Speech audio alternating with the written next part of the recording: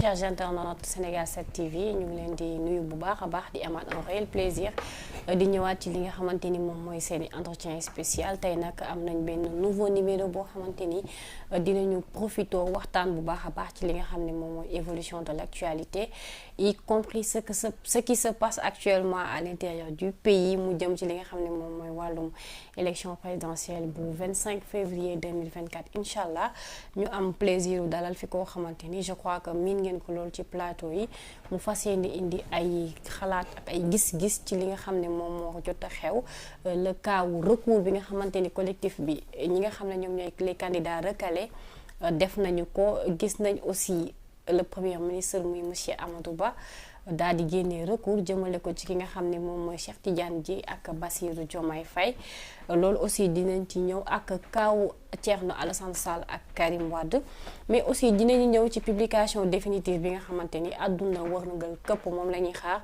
daanaka àdduna bi yépp ils ont les yeux rivés sur le Sénégal parce que ci échéance yi ñu jëm la donc damay nuyu invité bi bu ko defee ñu tàmbali bonjour Bachir. oui soxna Lalla maa ngi lay nuyu bu baax di nuyu téléspectateur Sénégal 7 yëpp ñu ñuy seetaan ak fu waay mënti nekk am mbégte ñëwaat fii nuñ koy defee saa yu ñu ko jot bi maye pour waxtaanee luy actualité bi ñaanal ñëpp jàmm rawatina kilifa diine yi ñaan yàlla lu ñuy waxtaanee mu amee njëriñ ñu ñuy déglu santé ci sunu borom ci lépp loo xam ne wax nañ ko te nit ñi rafetlu ko te di jéggalu par anticipation ci lépp loo xam ne wax nañ ko mu am ñu ko ñàkk rafetlu. merci beaucoup donc un plaisir la ñuy am dalal la ci sa disponibilité vraiment. C'est pas la première fois ñuy daje ci plateau yi donc dañuy dem directement ci li nga xam ne moom la ñu war a waxtaanee d'abord gis nañu collectif wu 21 lu tolloog plus de vingtaine de candidats. bind nañu recours ñoom ñëpp yibal ko conseil constitutionnel. balaa ñuy ñëw ci cas particulier yi ñu ñëw ci cas général. waaw cas général bi da nga naan bu doon match nawetaan koñ la football nañ match bi ba pare kii gañe na kii ñàkk na mais ñii ñàkk dañoo porter réserve loolu la ñuy tuddee porter réserve réclamation. te réclamation yooyu effectivement code électoral da ko prévoir ñu ne conseil constitutionnel bu génnee liste provisoire ñii nga xam ne demoon nañ ci élection yi may nañ leen 48 heures pour ñu dem def seen ay réclamation bu ñu defee seeni réclamation conseil constitutionnel da siy àddu balaa muy génnee liste bi donc 48 heures yi lundi la woon ak mardi donc mardi ci ngoon defe na xam nañ à 18 heures ñëpp ñu def seen ay réclamation daanaka il y a plus d'une trentaine de réclamations loolu moom nañ ko xam il y a 21 candidats provisoirement retenus mais les réclamations dépassent le nombre de candidats donc ku si nekk nag yoon moo la ko may ku ko def it que tu t'appelles Thierno Alassane Sall Amadou Ba Bachir Fofana yoon moo la may loolu te ci yoon bu la ko may ci le conseil constitutionnel di sukkandiku nag pour xool ndax yow lu nga def ci réclamation jaar na yoon wala jaarul yoon mais man la dafa am loo xam ne man damaa jàpp ni conseil constitutionnel da ko def te xëy na bu ko defee it man gis naa ni warul woon nekk gis nga conseil constitutionnel au lieu de faire son travail dafa ëffal candidat yi. maanaam dafa jouer rôle arbitrage. déedéet du arbitrage ëffal laa wax arbitre da ngay àtte mais kii dafa ëffal. d'accord conseil constitutionnel dafa ëffal candidat yi parce que ëffal bi mooy yow dañ la wax ni article L121 code électoral. mu ne juróom-ñeent pièces yi ku ko amul ku ko matlewul sa candidature baaxul. ñu ne da nga war a indi parrainage. da nga war a indi caution. da nga war a indi copie carte d'identité légalisée. da nga war a indi casier judiciaire. da nga war a indi certificat de nationalité. da nga war a indi attestation sur l'honneur que yow amoo xaar ma yàlla ak waa impôt. da nga war a indi defe naa. da nga war a am 35 ans. da nga war a am 35 ans merci. da nga war a am ay parti politique yu la ngemb. soit un parti soit une coalition de partis wala nga nekk entité indépendante. Après nga fi une déclaration sur l'honneur que lépp lu ngay déposer ci kayit c'est conforme. Voici les 9 pièces. Man sama gis-gis damaa jàpp ni conseil constitutionnel ragal a def liggéeyam moo tax mu jëllax ko candidat yi te ñeent pour man bokkoon na ci li nga xam ne conseil constitutionnel da ko waroon def ñeent. Benn bi 21 candidats nga retenir indil nañ le casier judiciaire. Qu'est-ce qui t'empêche yow nga bind ministre de la justice wala procureur ne ko ñii ñu indi fii seen dossier lan mooy seen situation judiciaire. kon ku ci am condamnation xam nga. ku ci amul condamnation xam nga. Effectivement. yaa ngi dégg loolu mooy benn ci ban vérification yi ma jàpp ni waroon na am te amul. Deuxième bi da ngay bind ministre de l'intérieur ñii ñëw déposer seen ay dossiers ay partis politiques ñoo leen gemb mais quelle est la situation légale de ces partis politiques est-ce que parti yi lu yoon wax sartu yoon réew mi wax par rapport ak parti nan la war a tëddee ci réew mi est-ce que parti yi motal nañ ko wala motaluñ ko. mais Bachir balaa ngay avancer foofu noonu bu ñu fa taxawee bu fekkente ni conseil constitutionnel dafa nar a xool ci loolu est-ce que ñiy jàll dina bari. mais bien sûr parce que pratiquement parti yu bari li ñuy matal li ñu war a matal pour que seen parti di évoluer la plupart mataluñ ko. mais là on parle du président de la République. ok président de la République bu dee yow dañ la fal sur du faux tu n'es pas un bon président dañ la war a fal ci lu leer dañ la war a fal avec des papiers yu leer ay partis légalement constitués et cetera donc bu fekkoonte ne dañuy def vérification bi ñu am benn candidat mais nañ xam ni loolu la ñu am. ok donc deuxième vérification bi loolu la. Troisième vérification bi ñoom def nañ déclaration ni amuñu xaar ma yàlla ak fisc ak impôt. mais dañoo war a bind waa impôt ñu laaj leen ñii est-ce que ñoom lu ñu bind dëgg la. c'est sur la base de ça ngay dem ci quatrième vérification demal aéroport yow ba ngay tukki dem Maroc fan yee passeport sénégalais nga yor. effectivement yoroo passeport marocain. kon xam nañ ni génn nga réew mi ak sa passeport sénégalais. kon dañuy laaj waa aéroport ñan ñoo génn réew mi ak beneen passeport parce que ku génn xam na ku dugg xam na. dëgg la. donc ñeent vérification yooyu boo ko defoon di nga xam qui est en règle et qui ne l'est pas ça te permet toi conseil constitutionnel de dire ñii ñoo war a dem wala ñii warut a dem. mais conseil constitutionnel dafa jël mbir mi jëlox ko parti politique yi candidats yi ëffal leen seen biir toog di leen seetaan et donc malheureusement aujourd'hui même si c'est la loi qui donne à ces candidats la prérogative de faire ce qu'ils ont fait mais c'était dû au conseil constitutionnel liggéeyu conseil constitutionnel le candidat yi nekk di def nii.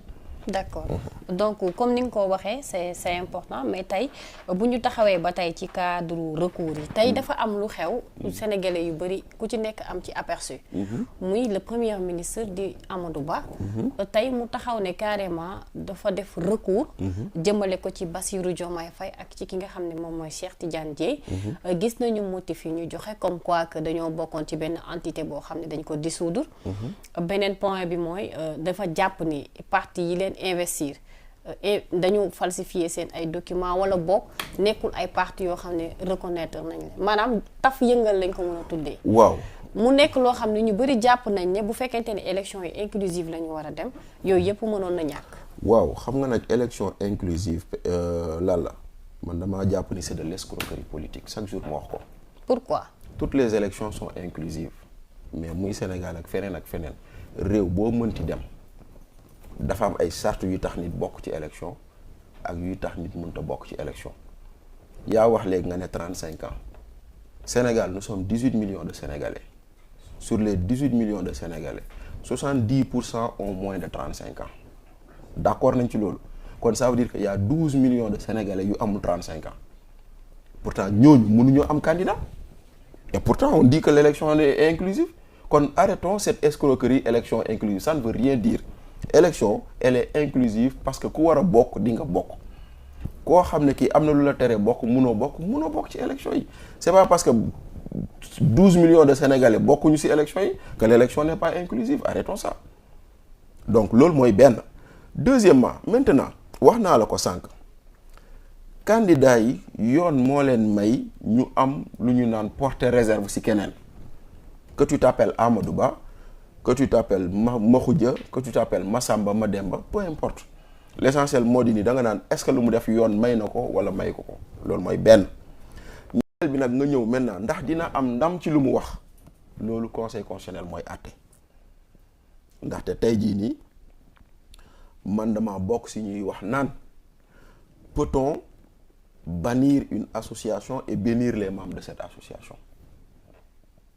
tey jii bouteille bii est-ce que dinañ la ne bouteille bi dafa salte nga war a naan ndox moom ba pare nga naan non est-ce que ndox mi set na donc loolu noonu c'est des faits.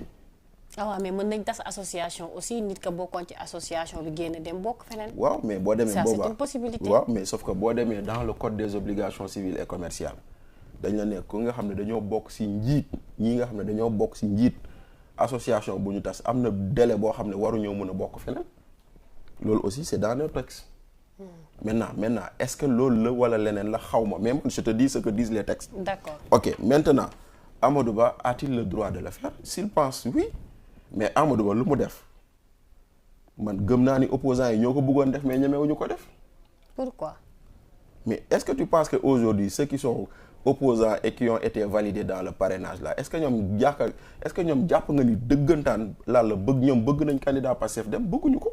waaw mais loolu ku nekk ak sa lecture aussi. non opposants yi bu ñu sañoon candidat Pastef du dem pour électorat Pastef ñu jël ko. mais au nom de quoi est-ce que aussi Pastef même bu fekkente ni seen candidat yi jàllul est-ce que dañuy dem rallier carrément. non loolu beneen débat la. waaw non c'est-à-dire possibilité fi nga waxee loolu moo tax ma wax la. dama la wax ni tey jii nii lan la li Amadou Ba def opposants yi dañ ko ñemewut a def mais ñoo ko bëggoon def.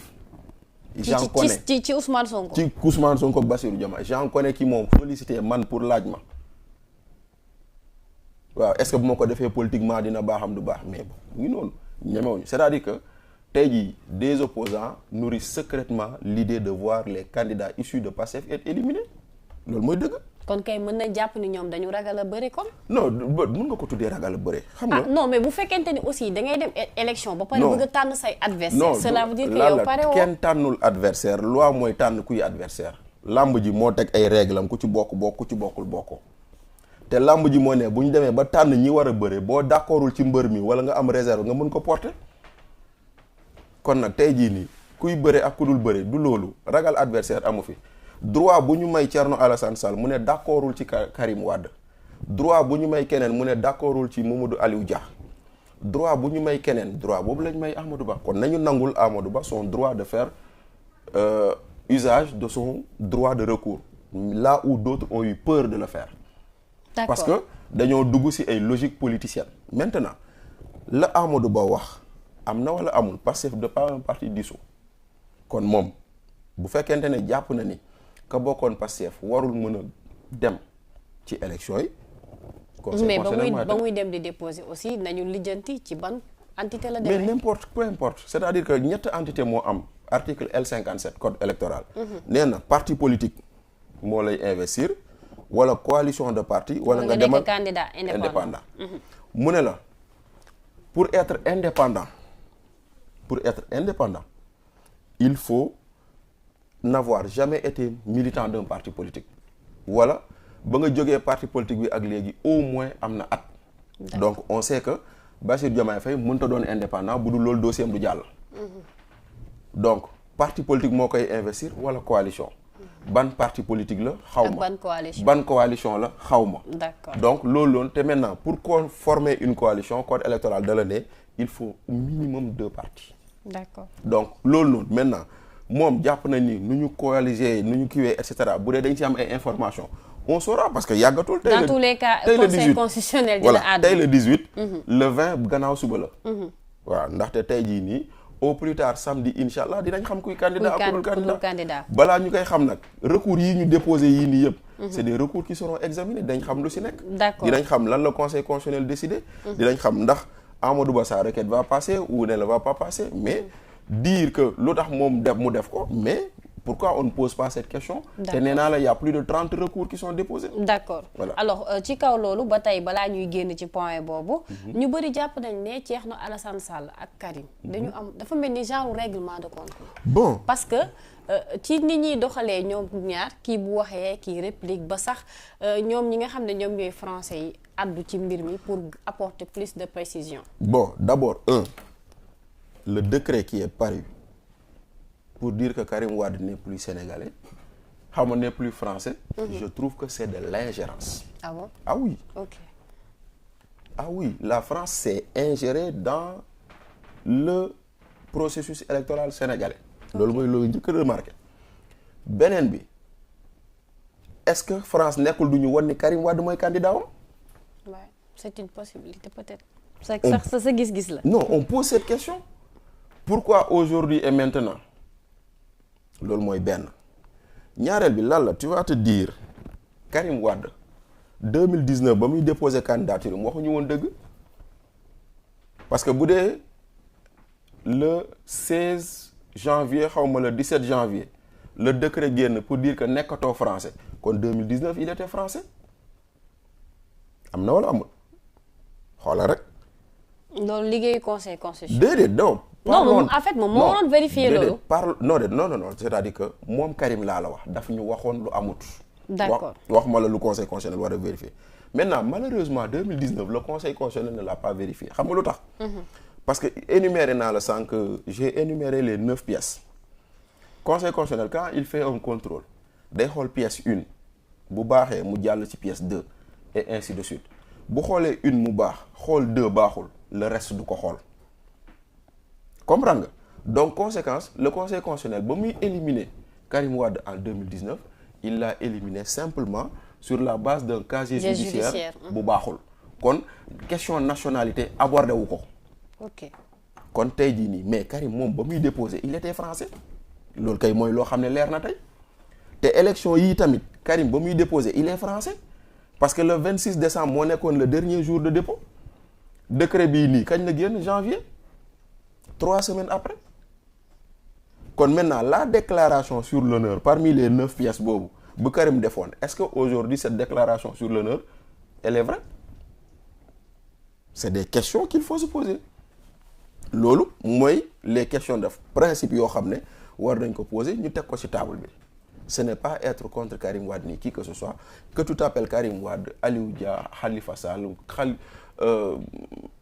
Déthié Fall Habib Sy dès l'instant que tu as une double nationalité et que la loi interdit que ku am double nationalité nekk candidat c'est un parjure te alors que yow bu ñu la falee ton premier acte en tant que président de la République c'est de poser ta main sur la Constitution pour dire que tu déclares observer et respecter la Constitution yow ba ngay falu kon tu n'as pas respecté la Constitution loolu mooy looy njëkk a souligner maintenant nag quand tu sors des questions de yooyu noonu tu te dis que Thierno Alassane Sall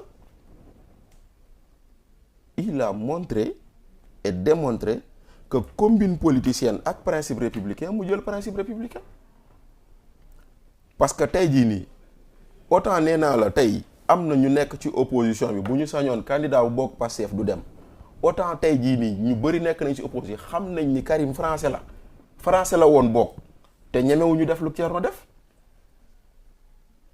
loolu aussi dafa leer parce que bu ñu sañoon PDS du am candidat kon ñooñu noonu nga xam ne ils ont préféré des combines politiciennes parce que dañ naan non xam nga boo ko defee waa PDS dañ lay mere et tout gis nga quant à être seul il faut être seul avec la vérité te loolu mooy loo xam ne lii affaire bi wan na ko maintenant nag lan la dafa am débat boo xam ne au Sénégal on doit le poser et le poser sereinement sans considération politicienne mooy ñun sénégalais qui est sénégalais comment devient-on sénégalais maintenant bu amee loo xam ne jàpp nañ ni warul ñu xoolaat ko ñu changer ko ndaxte tey jii Sénégal am na ñoo xam ne Guinée lañ jóge ils sont très nombreux ici mais sénégalais lañ wala guinéen lañ c'est un débat à poser demal États-Unis dañ la naan celui qui est naturalisé américain ne peut pas être président de la République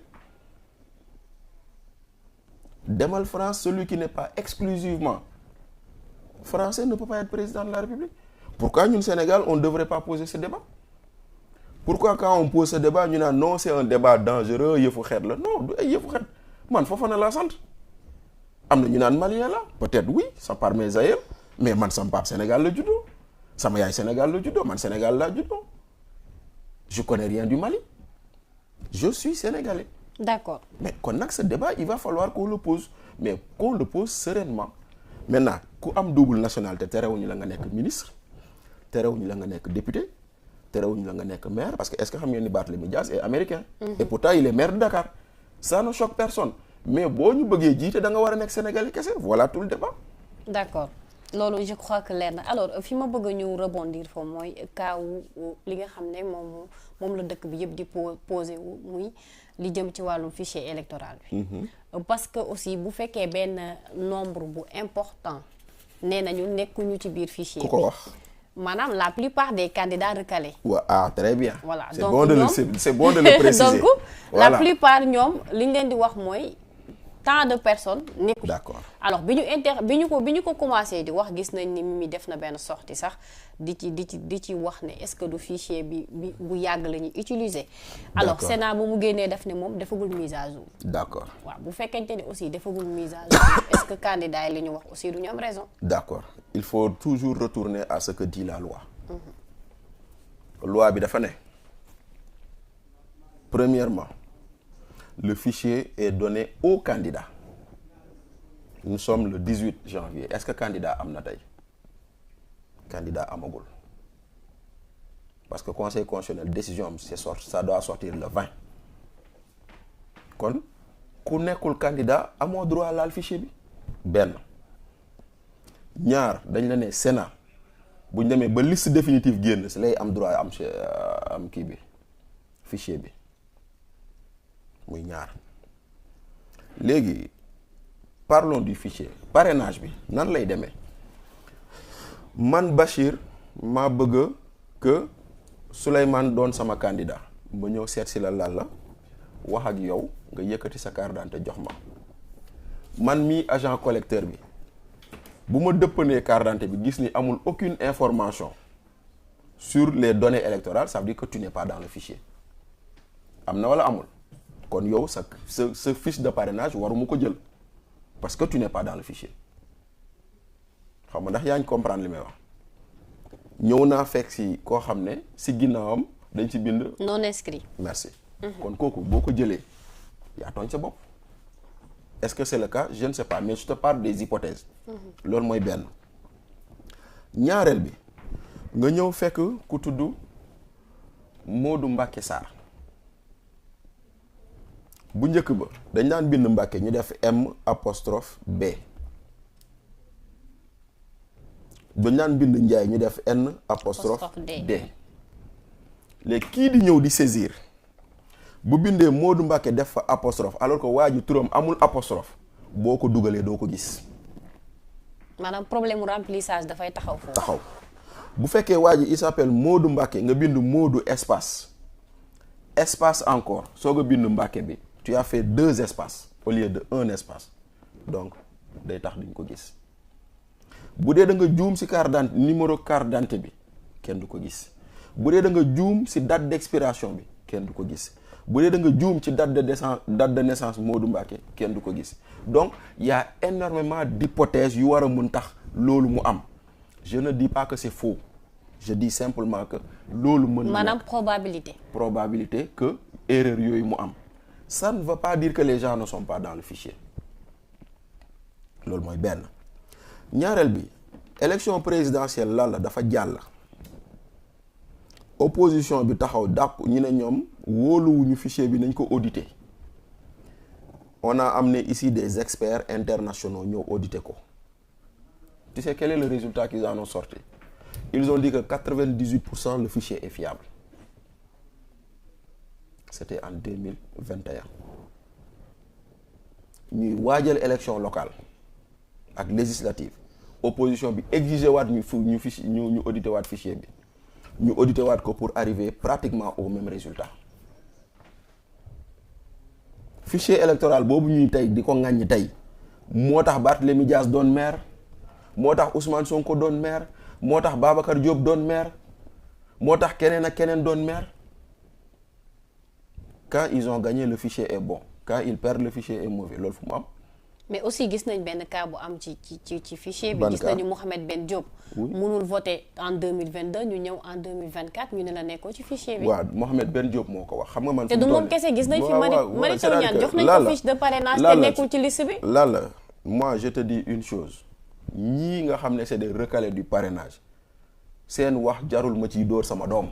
waaw d'accord loolu parce que c'est gis-gis la non waaw boo ma nanguloo sama gis kay laisse-moi continuer mon raisonnement. non c'est juste que dama lay soulever parce que am na ay exemples palpables yoo xam ne mi ngi fi. ces exemples qu'on m'a donné je les accepte. voilà mais ba ma toog ba dégg conseil constitutionnel wax ba ma toog ba dégg ñii nga xam ne société civile lañ nekkoon ci parrainage bi bu ñu génnee wax ma confronté ko bu boobaa je me ferai une religion mais benn version laa dégg te version bu ma dégg doyuma. am nga ci droit. c'est la version de loser et de perdant yoo xam ne bëgguñoo nangu ni ils ont perdu ñuy trouver des excuses mais benn Mohamed Ben Diop boobu jël ko moom turam ok nekkul ci fichier bi garaawul mais matalul parrainage moom turam mën na bañ a nekk ci fichier bi te mu matal parrainage wala benn boobu moo ko tere manqué.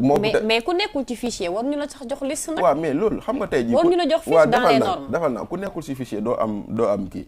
ba ñuy dem di jël fiche yi moom est-ce que contrôler nañ xool ndax turam mu ngi ci fichier bi je ne sais pas. waaw loolu DGE moom liggéeyam la justement kon nag est-ce que DGE defoon na ko xaw ma. mais yow tu m'as dit il a voté kon il est dans le fichier. yow yaa ma wax ni il a voté en c'est parce que moom loolu la wax. waaw d'accord kon il est dans le fichier. maintenant quand on vient nee naa la il s'appelle Mohamed ou il s'appelle Mouhamed ou il s'appelle Mahamad. ou bien Mohamed. ou Mohamed loolu yëpp c'est des erreurs possibles. d'accord. c'est des erreurs possibles maintenant quand tu mets Mohamed Ben tu mets 2 espaces Ben duñ ko gis exemple laa la jox donc maintenant est-ce que c'est son cas xawma mais maintenant comme ñoom ñi nga xam ne ñoo génn ñoo wax lu ñu wax dégg naa ko mais je dis j'attends d'avoir l'autre version. D'accord. Et en bon journaliste nangul ma ni il faut avoir deux versions pour confronter. Maintenant version bu may xaar. Et ça c'est une demande. Surtout du conseil constitutionnel. dama koy def auprès du conseil constitutionnel. C'est une demande que je fais auprès des organisations de la société civile. ñu nekkoon ci biir ñoom ñi nga xam ne fekkee nañ parrainage bi ci biir de l'intérieur nañ ñu génn wax qu'est-ce qui s'est passé. Effectivement. parce que ñii génn di wax. mën na am dañuy wax lu leen arrangé. kon nag ñii génn di wax nañ xool mais tey jii nii man j'aurais compris qu'on me dise que tous les opposants sont éliminés mais fu Boubacar Camara jàll. fu Déthié Fall jàll fu Cheikh Tidiane Dièye jàll. Aliou Mamadou Dia. fu Aliou Mamadou Dia jàll. Bassirou Diomaye Faye. fu Bassirou Diomaye Faye jàll fu Pape Djibril Fall jàll. pourquoi ñeneen ñi jàll. Anta Babacar Ngom. voilà maintenant pourquoi léegi on veut nous dire que ñii jàlluñu dañ leen a calé parce que y a des micmacs te ñële jàll nañ parce que c'est normal non respectons l'intelligence. alors yow da ngay dàq thèse bi nga xam ne dañ koy soulever comme quoi que sélection moo am. toutes les élections sont une sélection toutes les élections parce que les sélections c'est la loi qui le dit. loi wax naa la fi léegi ku amul 35 ans bu mënta nekk candidat. kon c'est une sélection. maintenant lu ci des moo di ni y a des règles établies c'est les règles là qui font la sélection. élection yi sélection la mais règle moo ko établir dooma ne Pape Djibril Fall Anta Babacar ak ñi ngi tudd foofu léegi Rose Wardini ak keneen ñoom ñëpp dañoo jàll parce que état moo bëgg ñu jàll mais non respectons l'intelligence des gens et respectons le travail de ces gens là. ñooñu quand même dañoo liggéey. ah peut-être kaawu Bougane bi moo tax. ñu wax loolu parce que gis nañ ne Bougane peut-être il a fait plus de 2 ou 3 fois le tour du pays à chaque fois day am problème parrainage. lala xam nga loolu aussi peut-être. lala ñoom dañuy jàpp ni logique amul foofu. lala ñaari yëf dinaa la ko wax.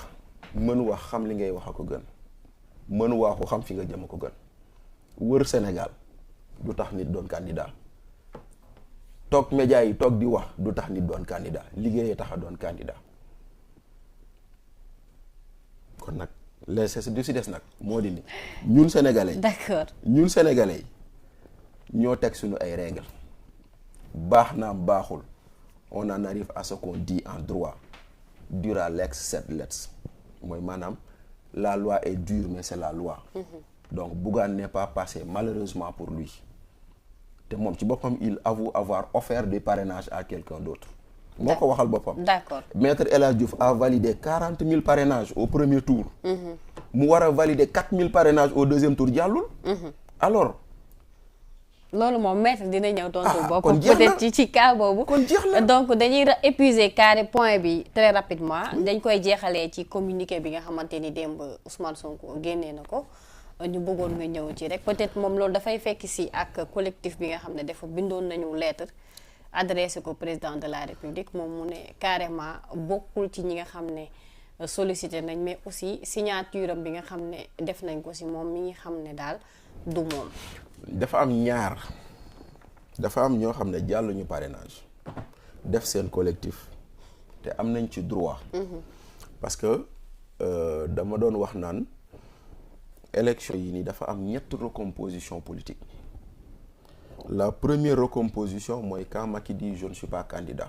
nga gis ñu bëri ñu bokk ci biir parti yoom coalition am génn taxaw samp seen dënd.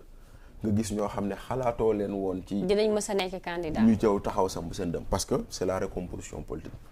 Deuxième recomposition politique bi mooy lu ñuy dund nii te day jeex à partir du 20. Quand le conseil constitutionnel sortira la liste des 20 définitive le 20 ñi ci bokkul bu dee dañoo bëgg am impact bu ñu bëggoon am il va falloir ñu xool nu ñuy fekk yeneen dynamique nu ñuy defee coalition. nu ñuy defee coalition kon ñii 41 yi ñoom déjà ils sont dans le contentieux électoral ñu ngi contester li xew maintenant nag xam nga booy kalaameel fa nga war a kalaameel surtout ndaxte gis naa ñoom ñu xëy dem Union européenne nee nañ dañuy dem seeti sëriñ si bind nañ lettre président de la République pour lui demander d'arrêter le processus xam nga lu ma si xaw a jaaxal ñoom ñooñu def loolu ñooy ŋàññ président loxoom bu nekk ci justice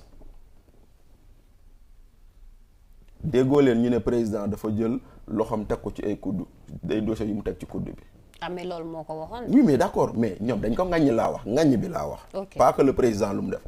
ñoom ñi ŋàññ loolu ñoom ñi ŋàññ naan ku si dégg boo si ñoom ñooñu nga dégg leen bu ñu falee le président ne sera plus président du conseil supérieur de la magistrature tey jii ñoom ñoo bind président ne ko la conseil constitutionnel def arrêté ko kon ñoom ñoo demandé à ce que le président dugal loxoom ci justice te pourtant ñoo ko doon ŋàññi démb xam nga moo tax ma naan réew mi le problème de nos hommes politiques c'est un problème de constance et de cohérence dans les positions da ngay wax benn mbir nga tourner dem wax le contraire parce que finalement la nga waxoon arrangé wala la nga bëgg mu nekk et cetera loolu ngay njëkk a remarqué. Deuxièmement nag encore une fois je reste prudent Ousmane Sonko il est en prison bu fekkente ne am na communiqué bu ñu attribué Ousmane Sonko j'aurais aimé voir kan moo ko génnee donc néew ma amul mais bu dee lu ñu lire am na ça veut dire que les 41 là ce ne sont plus les 41 c'est les 40 parce que Ousmane bokkatul les 40 là ils ont fait du faux et de usage de faux. C'est des faussaires parce que imiter nga signature jàmbur wala jël nga signature jàmbur ci loo xam ne joxu la ci autorisation loolu nga njëkk a gis donc les 41 c'est des faussaires. Maintenant deuxièmement tu vois Ousmane Sonko qui s'en démarque complètement il s'en démarque pourquoi lan la wax conseil constitutionnel mooy le juge électoral kon conseil mu ngi leen di xamal ni fa ngeen dem kalaame du foofu mooy li ma la doon wax léegi booy kalaameel fi nga war a kalaame loolu la leen rappelé maintenant ban conséquence lay jur on va voir mais en tout état de cause cette position de démarcation de Ousmane Sonko par rapport à ce qui se fait c'est un désaveu pour ñoom ñëpp. ok voilà d'accord alors épuisé nañu point boobu donc dañuy dem ci beneen point d'abord comme li nga xam ne moom la ñu nekk di gis actuellement au sein de Benno Bokk Yaakaar tey gis nañu ñoom ñi daan ànd ñëpp ku ci nekk demal nga sa bopp muy Boun Abdallah Dionne Aly Ngouille Ndiaye ba ci Amadou Ba et Mame Boye Diao mi nga xam ne jotoon na dem deuxième tour ba ñu bëri jàppoon nañ ne sax peut-être du valider tey mu andi ay preuve am ñu bëri ñuy doon wax ne peut-être seen ni ñu dispersé woo mën na leen indil problème ci élection yi tey est-ce que loolu mënees nañu continuer di ko wax ba tey lenn de dinaa la ko wax man élection yi bokk naa si ñu gëm ni nit mënu koo gagner premier tour pourtant les gens de Amadou Ba thèse boobu la ñuy soulever Boy Niang ba muy bëre Modou Lo lan la waxoon maa ko mën dinaa ko jàpp dinaa ko duma dinaa ko daan balaa làmb ji kay ku mu neex bàkku loolu moom kenn mënu ko bañ man maa ngi nii dem naa élection naan damay gagné maire bi te gagné wu ma. waaw c'est vrai. fàtte woon naa ko moom posé woon candidat. ci local yi mu dem ñu duma ko dumay métti sax yu métti dóor ma ba sëlëm ma. waaw mais ça fait pas waaw mais loolu c'est-à-dire que nangulal ku nekk mu ne may gagné élection yi nangulal Boun Abdallah Dionne mu ne dinaa dem deuxième tour nangulal Malick Gakou mu ne dinaa gagné élection yi nangulal Rose Wardini mu ne dinaa gagné élection yi nangulal Anta Babacar mu ne dinaa gagné loolu kan mooy dem élection naan je vais les perdre. mais dès le premier tour moom. mais loolu mooy loolu. kon nag ñoom bu leen neexee ñu ne on gagne au premier tour am nañ ci droit. am na keneen koo xam ne am na droit ne man maay dem deuxième tour kon ku mu neex na wax lu ko neex mais ñun ñii di xool di ubbi suñuy gët di xool di analyser man bokk naa si ñu jàpp ni nit mënu fi gagner élection bii di ñëw au premier tour. pourquoi foo ko teg. Amadou Ba a un bilan on est d'accord parce que il a le bilan de Macky Sall Amadou Ba a un appareil politique. Il a le Benno Bokk Yaakaar Amadou Ba a une position institutionnelle on est d'accord ça fait de lui le favori des élections mais ça ne fait pas de lui le gagnant parce que être favori ne veut pas dire gagner au premier tour mën nañ dem élection ñu wàññi xob yi nga jiitu am 20% wala nga jiitu am 25% keneen topp sa ginnaaw donc man tey jii ci lii ma gis ci dynamique yi ma gis par rapport ak lii nga tudd mooy maanaam les défections au sein de Benno gisuma comment Amadou Ba gagner au premier tour. Ouais. Ça sera un peu compliqué. Ce sera un peu compliqué maintenant nag qu'est-ce qui va se passer parce que élection moom bul xam mën nga comme lamb la mën nga toog ba à la dernière minute carte gi wëlbati ko lépp mën na nag donc mais on verra mais en tout état de cause bu leen neexee ñoom waa Benno ñu gëm ni seen candidat day jàll premier tour waa opposition bu leen neexee ñu gëm ni candidat Benno ne représente rien parce que loolu moom c'est lu ñuy wax rek bu doon wàllu rab la nga ne gaa yaa ngi fi def ego trip di fa gënte dënn ba nang leen koy nangul. waaw alors pour la première fois au Sénégal gis nañ ne am nañ ay candidats. amagum nañ bokk ay candidats à la candidature. waaw ñu bëri jàppoon ne peut-être nekkul na loo xam ne peut-être xaaruñu ko woon. tey gis nañ Anta Babacar Ngom mu ñëw valider parrainage. Rose Wardini valider parrainage. tey est-ce que nekkuñu di dem ci beneen étape. Par rapport ak élection présidentielle au Sénégal. Bon dañuy dem ci benn étape boo xam ne dama gis ñeent lignes politiques 4 lignes politiques c'est pas une affaire d'idéologie ou c'est pas une affaire de genre pour man c'est une affaire de ligne politique dafa am la ligne continuité et quand on dit ligne continuité ñu nekk ci nguur gi la ak ñi ñu àndal. Donc cette ligne-là elle est portée par Amadou Ba mu am ce qu'on appelle la ligne de la dissidence par rapport à Benno ñi nga tudd ñëpp Aly Ngouille Boun Abdallah Mohamed Youn Mame Boye Diao c'est les dissidents au pouvoir parce que ñoom dañoo ñëw pour dire que kii ngeen tànn ci nguur bi c'est pas le bon choix ñoom loolu mooy seen ligne mu am ce qu'on appelle la ligne des radicaux est-ce qu'ils sont les radicaux ñëpp ñu génnee ci Yewwi PUR Habib Sy Boubacar Camara Déthié Fall Malick Gakou ñoom ñëpp c'est la ligne de Yewwi Khalifa Sall c'est les radicaux et puis mu am la ligne de la relève. mais est-ce que Khalifa Sall on peut parler de radicalité. mais bien sûr que Khalifa Sall boo ko dégloo dans le discours il est très radical. D'accord. Voilà. Ok, allez-y. Voilà mu des la ligne de la relève. Ligne de la relève boobu ngay dugal ay Pape Djibril Fall di fa dugal ay Anta Babacar ay ñoom xeet googu noonu pour man recomposition boobu noonu la ñu suñu espace politique jox maintenant dans cela moi j'ai toujours dit que je souhaitais voir Anta candidate pour 2 raisons parce que jigéen la parce que xale la tey jii nii boo xoolee bu ñu sortir la liste des candidats tu verras que la moyenne d'âge des candidats sera presque vers la 60aine te day delluwaat ci lu ma la waxoon sànq 70% moins de 35 ans te ñu ñuy jiit ñu ci ëpp plus de 60 ans la. problème mu âge générationnel bi dafay dugg. day dugg foofu noonu. Compte tenu de tout ça effectivement ñu mel ni ay Anta Babacar ay Pape Djibril ils doivent symboliser la relève la Sénégal fii 34 ans yaa ngi wut liggéey wala boo amee liggéey dëgërul. wala amagoo contrat bu baax.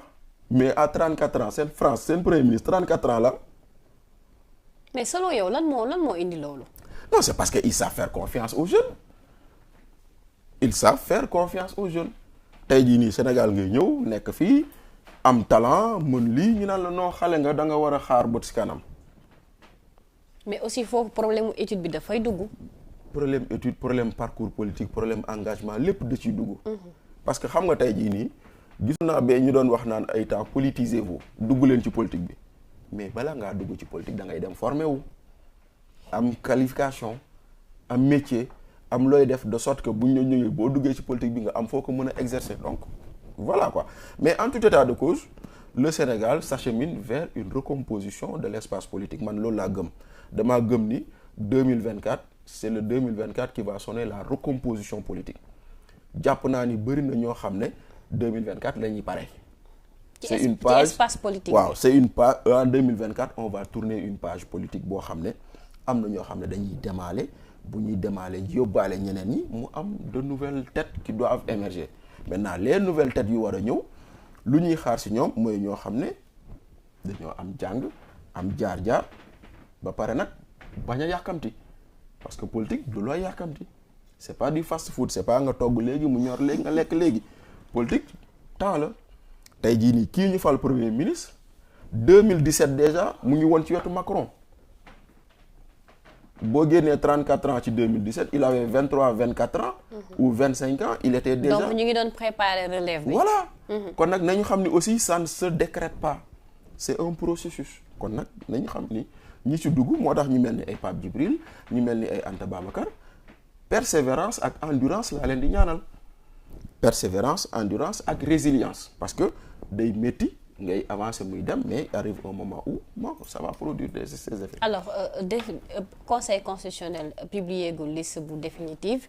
On était 93 candidats. tey ñu ngi ci au nombre de 21 pour l'instant. te liste définitive bi génnagul. jàpp nga ni carrément liste bi war a dem d'office.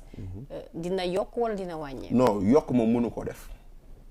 xam nga lu tax mënu ko yokk. ah mais recours yi. bàyyi ma tontu la bu dee examiner nañ ko. normal waaw bàyyi ma tontu la. ok yokk mënu ko def. selon vous. je suis catégorique. d'accord yokk mënu ko def. Bachir li ngay wax nag am na foo ko teg de. waaw mais. non parce que xëy na peut-être nga xam lu nit ñi xamul. xam nga lan laa xam lu nit ñi xamul. bu fekkee gars yi def nañu recours tamit recours yi bu dee tenir nañ ci compte liste bi war na mën a yokku. xam nga lan laa xam lu nit ñi xamul. waaw moo di ni 2019 laa lay wax ñii nga xam ne dañoo defoon recours parce que dañ leen éliminer xam nga la leen conseil constitutionnel tontu woon considérant qu'il résulte de l'article 122 du code électoral qui doit être exercé dans un délai de 48 heures à compter que lorsque les requêtes est introduite par toute autre personne doit au motif du mandat déclarer irrecevable c'est-à-dire que ñi dugaloon ay requêtes 2019 parce que dañ leen éliminer woon ci parrainage ñoom ñëpp conseil constitutionnel da leen a jàpp dëxëñ leen boole leen ci benn mbuus boxam leen sànni. nga jàpp ni loolu mooy. mais les temps ont changé quand même. mais les règles n'ont pas changé. les temps ont changé mais les règles n'ont pas changé kon nag la woon fa woon nga fay gisaat. ak ñëwoon. ok kon xalaatuma ñu ne. am na ku ñu dolli. léegi wàññi bi peut-être. c'est une possibilité. c'est une probabilité ndaxte s'il est prouvé aujourd'hui lu ñuy wax ñenn ñi sur leur nationalité ou sur leneen ak leneen ben mën nañ leen éliminer et puis beneen bi sax moi je m'attendais à voir des gens qui contestent la candidature de Amadou Ba te gisuma ko malheureusement parce que toog ngeen fii ñu tànn Amadou Ba nga dégg nit ñi naan non Guinéen la Pël Fuuta la pourquoi personne n'a contesté kon ça veut dire que personne n'a la preuve de ça. am na ñu doon naan Habib Sy a une condamnation pourquoi personne n'a contesté la candidature de Habib Sy am na ñu doon naan Déthié Fall est-ce que war na nekk candidat moom Déthié moom jotoon na am condamnation. waaw mais pourquoi on les a pas contestés Amadou Ba Habib Sy Déthié Fall c'est des gens que des candidats devraient contester kon kay bu fekkente ni dañu dem ci logique boobu ñiy contester peut-être dañuy contester pour autre raison. non c'est-à-dire que nit day contester lu mu xam wala lu mu wóor parce que tey jii nii dire que Habib Sy a été condamné pour escroquerie man wóoruma dégg naa ko lire naa ko ci médias yi mais maintenant est-ce que la condamnation est définitive non. waaw loolu question. voilà question la mais ku si am preuve mais te nga doon candidat war nga ko mën a contester te gisuma ko ñii toog naa non lii ak lii donc c'est pour dire que voilà ces contestations peuvent être considérées comme des contestations recevables parce que dafa am ñaar il faut que ça soit recevable et que ça soit fondé. Maintenant si c'est recevable et fondé ku mu dal mën na tax xëy na ñu éliminer la après donc encore une fois liste bi yokku gëwma ko wàññeeku mën na ne mais day fekk ni comme on dit en droit la preuve incombe à l'accusateur bu ma nee lan la yaa ma sàcc may indi preuve ni yaa ma sàcc donc du ma la nee maa la sàcc pour yow nga prouver ni sàccoo ma kon ñii wax ni diw du sénégalais wala diw am na beneen nationalité wala ñii wax ni diw warul bokk parce que lii wala lële seeni preuve bu doyul conseil constitutionnel mënu kaa jël. mais exemple tey contestation wu Bassirou Diomaye ak Cheikh Tidiane Dièye ñu bëri lecture bi ñu ci am mooy peut-être dañu jàpp ni bu ñu bokkee ci élection yi mbir mi jeex. bon xam nga mbir mu jeex. xam nga tamit lu ne fàng kenn du ko jeex. non xam nga mbir mu jeex sénégalais yi ñoo koy décider mbir mu jeex. sénégalais mais y a des candidats potentiels aussi Bachir. d'accord mbir mu jeex sénégalais yi ñoo koy décider. te nag sénégalais fii nii il faut faire la différence entre militant sympathisant ak électeur man wax naa la dem naa élection bu ma génnee dëkk bi yëpp topp ma te ñu ma doon topp yëpp c'est sympathisant lañ du ñuy électeur. kon yow bokk nga ci gars yi du encaisser sa xaalis te voté luñu. non du question encaisser man amoon xaalis man je partais de parler par moi-même. moo tax kon kay voté lu la. non oui man joxewu ma xaalis aw ma xaalis mu joxe. d'accord mais c'est simplement te dire que mën nga woote meeting bi fees dell te la mu fees foofu noonu ñii voté bëri wuñu fa kon ñii naan bu ñu kiiwee carte gi jeex ak loolu bon man je reste sceptique. d'accord je reste sceptique en me disant que données yi ma gis fii nii permettre ma mën a egg ci loolu mais l'essentiel moo di ni recours bu mu ci mënti doon contre Diomaye contre Cheikh Tidiane contre comme si mënti doon conseil constitutionnel mooy àtte te bu àttee nag kenn mënu ci dara. d'accord merci beaucoup dafa mel ni épuisé nañu temps bi xam naa ni débat bee tax sentiruñ ko jaajëfal naa la bu baax amoon plaisir dalal la ma bàyyi la nga tàggatoo ak internet yi. waaw yooyu tamit jaajëfal naa la neexoon na trop. et on n'a pas senti le temps. et j'espère que wax ji tegu na ci yoon et comme je dis nit kuy wax xalaatam lay joxe. te la démocratie moo di ni boo joxee sa xalaat nga nangu ko joxe sa xalaat ci sa xalaat. donc chaque jour may leen donc il nous faut savoir être tolérant. il nous faut savoir être endurant et accepter la démocratie nee naa leen la démocratie n'est rien d'autre que la gestion des contradictions point final la gestion des contradictions loolu mooy démocratie. d'accord kon nag nañu nangu ju régler suñu ay contradictions dans l'espace public. parce que wax ko régler ko moo gën taxaw jël ay kurpañ di ko dóorante te nag dëkk yëpp yi nga gis yu tàkk c'est parce que dañoo bàyyoone démocratie. d'accord kon nag démocratie yàlla na fi yàgg. merci beaucoup jaajëf may jaajëfal équipe technique bi nga xamante ni ñoom ñoo jàppoon ci liggéey bi muy Dieye ak Babacar Sané entretien spécial nii lay demee saa su nekk j'espère que Bachir dina dellu si waat parce que nag programme yi incha allah war nañu ci waxtaan bu baax a baax. surtout débat télévisé yi. ren moom kuñ fii fal di nga wax sa programme. ci lu leer. wax sa nu mu tuddati. foo ñu bëgg a jëmee. lu leer nañ ngay teg ci table ji pour que sénégalais yi fal la donc rendez-vous à très bientôt jërë ngeen jëf.